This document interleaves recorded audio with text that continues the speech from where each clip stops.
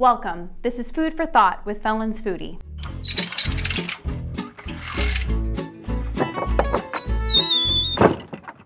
There are many areas in food manufacturing that still use a great amount of manual labor in their production line. From tray filling to labeling, sleeving, unitizing, and case packing.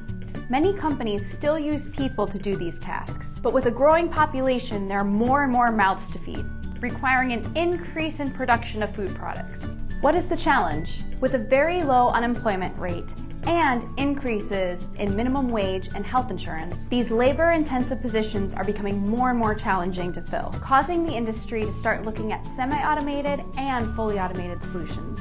The food industry, while looking to keep the costs down, is also continuously working to keep the food quality up, driving it towards a more automated environment. I know when we think of automation, we commonly think of robots, such as this.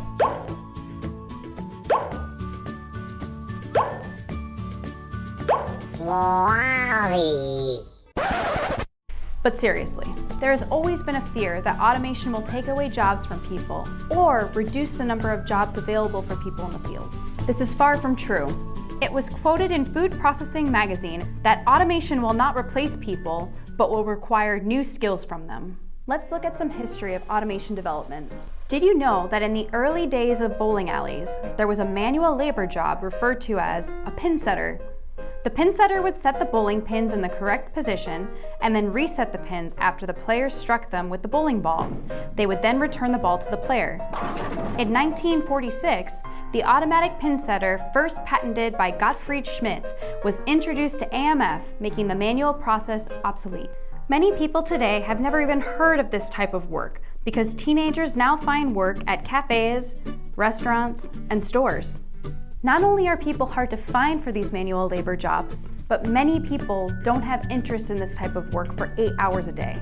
With constant increase in food production volumes, accuracy and throughput become more and more valuable to these food manufacturers. Some companies are even redefining what an appropriate ROI looks like, thinking ahead about the future of manual labor. As it applies to labeling, sleeving, and unitizing, consider the banding options.